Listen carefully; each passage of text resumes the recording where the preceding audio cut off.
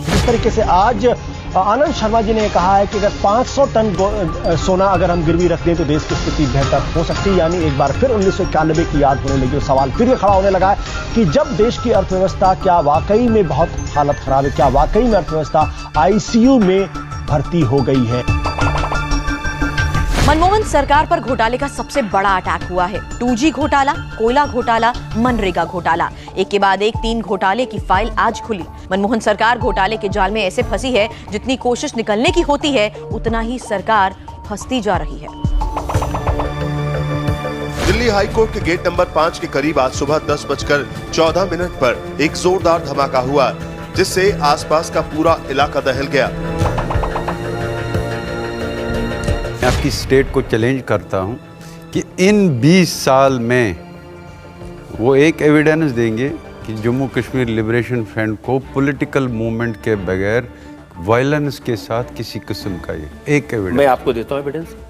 11 फरवरी 2013 को आप इस्लामाबाद गए, अफजल गुरु को फांसी पर दी जाने के खिलाफ आपने वहां पर अनशन किया और हाफिज सईद आकर आपकी गोद में बैठ गए।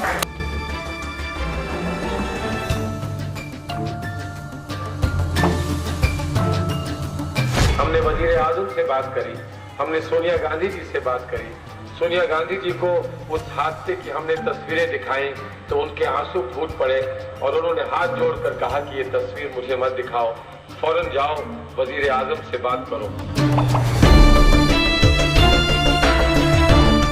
सुप्रीम कोर्ट में अयोध्या मसले की सुनवाई को अगले लोकसभा चुनाव तक टालने की दलील देने के बाद सुन्नी वक्फ बोर्ड के वकील कपिल सिब्बल चौतरफा घिरते दिख रहे हैं। पीएम मोदी और बीजेपी के हमले के बाद अब उस सुन्नी वक्फ बोर्ड ने ही सिब्बल से किनारा कर लिया है, जिसका पक्ष रखते हुए उन्होंने सुप्रीम कोर्ट में दलील दी थी। मोदी सब अपनी बात कहते हैं साहब किसी ने नहीं किया, बहुत कोशिश की, उन्हीं के बीजेपी ने भी कोशिश की, कुछ नहीं हुआ। अब मोदी साहब क्या कर लेंगे?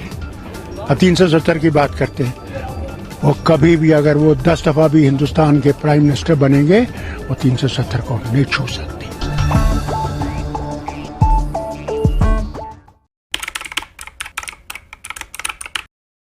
मैं नरेंद्र दामोदर दास मोदी ईश्वर की शपथ लेता हूं कि मैं संघ के प्रधानमंत्री के रूप में अपने कर्तव्यों का श्रद्धापूर्वक और शुद्ध अंतःकरण से निर्वहन करूंगा।